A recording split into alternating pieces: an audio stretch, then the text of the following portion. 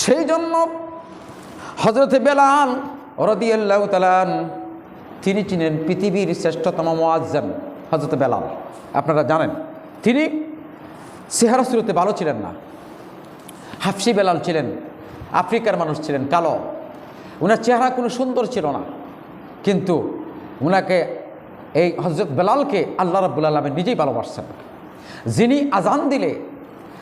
আজান দিলে বাইতুল মামুরে সপ্তম আকাশের উপর একটা মসজিদ আছে, সে মসজিদের নাম হলো বাইতুল মামুর, যেখানে ফিরিস্তারা নামাজ পড়ে, যেখানে ইব্রাহিম আলাইহিস সালাম সেখানে আছেন সপ্তম আকাশের উপরে।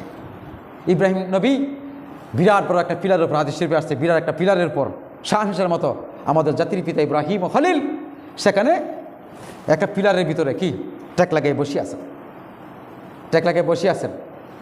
আল্লাহ নবী যখন মেরাজে গেলেন, দেখেন ছোটো ছোটো ছেলেমেয়েরা ওনাকে ঘুরতেছে, মানে ওনার চতুর্পাশে ঘুরতেছে আর তাওয়াফ করতেছে, আর মহাপুরুষের মতো ইব্রাহিম খলিল বসে আছে।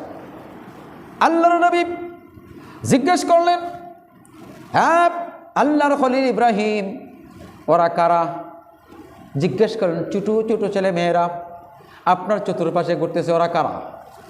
ইব্রাহিম নবী বলে, আল্লাহর নবী, আল্লাহর বন্ধু, ওরা ওই সমস্ত লোক যারা পৃথিবীর জমিনে নাবালেক অবস্থায় শিশু অবস্থায় মৃত্যুবরণ করেছে। তারা মাকে দেখে নাই, বাবাকে দেখে নাই। আমি হইলাম জাতির পিতা, মুসলমান জাতির পিতা আমি। সেজন্য কিয়ামত পর্যন্ত নাবালেক অবস্থায় যত শিশু মৃত্যুবরণ করবে, তারা এখানে আমি ইব্রাহিম উমর খলিলের পাশে জমা হতে থাকবে। জুড়ে কোন সুবহানাল্লাহ। তারা চতুর্পাশে ঘুরে আর ইব্রাহিম খলিল শিখাই দিচ্ছেন, আল্লাহর নামে তসবিহ শিখাচ্ছেন, আল্লাহর নামে তসবিহ শিখাচ্ছেন। জুড়ে কোন সুবহানাল্লাহ। এই জন্য হাদিস শরীফে আসছে, ছোটো বালক বালিকা যদি মৃত্যুবরণ করে, শিশু অবস্থায় যদি মৃত্যুবরণ করে, বেশি বেশি কান্নাকাটি করবেন না, শুকরিয়া আদায় করবেন। আল্লাহ নবী বলছেন, শুকরিয়া আদায় করবেন, আল্লাহ গো তুমি দিছিলা, তুমি আল্লাহ নিয়ে গেছো। কিয়ামতের দিন ওই শিশু ব্যক্তির মা বাবা যদি জাহান্নামী হয়, ওই শিশু ব্যক্তিটা রব্বুল আলামিনের কাছে বলবে, আল্লাহ গো শিশু অবস্থায় আমি মৃত্যুবরণ করেছিলাম, মা দেখি নাই, বাবা দেখি নাই। রব্বুল আলামিন আজকে আমার মা বাবাকে আমি দেখতে চাই। তখন আল্লাহ হুকুম করবেন, যাও তালাশ করো, তোমার মা বাবাকে খুঁজে নিয়ে আসো। প্রশ্ন আসতে পারে, হুজুর তার মা বাবাকে কেমনে চিনবে? রক্তের একটা সম্পর্ক আছে না নাই? আল্লাহ এমন একটা ক্ষমতা দিবেন, সে চিহ্নিত করে বলবেন, ছোটো অবস্থায় গর্ভকালীন অবস্থায় আমি মৃত্যুবরণ করেছি, মা গো তোমাকে দেখি নাই, ও বাবা তোমাকে দেখি নাই, আজকে জাহান্নামে তুমি যাইতে হবে না গো বাবা, ও মা আল্লাহ হুকুম দিয়েছেন এই মুহূর্তে আমি তোমাদেরকে জান্নাতে নিয়ে যাব। জোরে কোন সুবহানাল্লাহ। এই জন্য শিশু ছোটো বাচ্চা যদি মারা যায়, চিৎকার দিয়ে কান্নাকাটি করবেন না। কান্নাকাটি, দুঃখ তো লাগবেই, সন্তান মারা গেলে অবশ্যই দুঃখ লাগবে, কিন্তু ওইভাবে কান্নাকাটি করা যাবে না যেটা আল্লাহ নারাজ হয়। বলতে হবে, আল্লাহ আপনি দিছিলেন, আপনি নিয়ে গেছেন, ওই বাচ্চাটা, ওই শিশুটা কিয়ামতের ময়দানে বিরাট বড় একটা সম্পদ হয়ে আপনার পাশে দাঁড়াবে। জোরে কোন সুবহানাল্লাহ।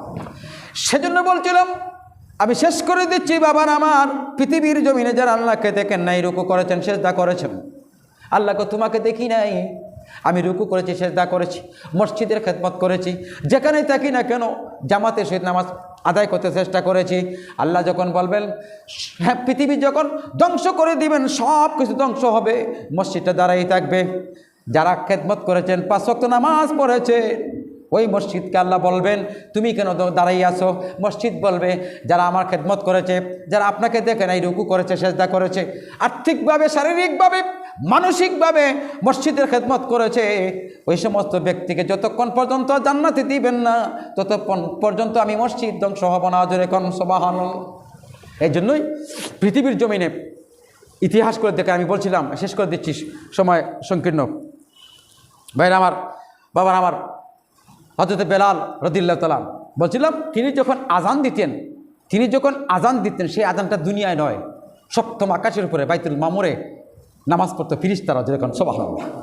তিনি চেহারা ভালো ছিল না, তিনি চেহারা ছিল, ওনার জিহ্বা ছোটো ছিল। জিহ্বা ছোটো কেন ছিল জানেন?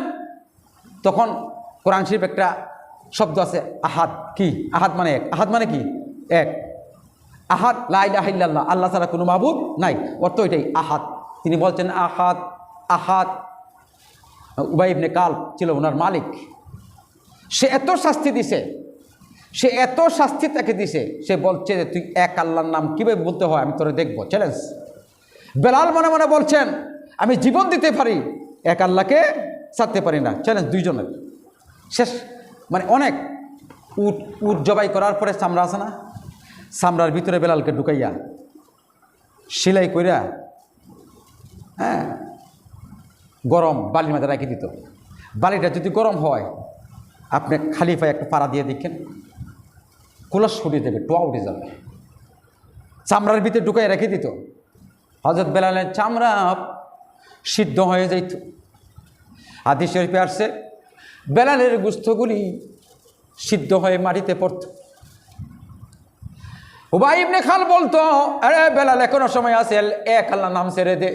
তিনি বলতেন জীবন দিতে পারি, আল্লাহকে বলতে পারি না। জোরে কোন সুবহানাল্লাহ।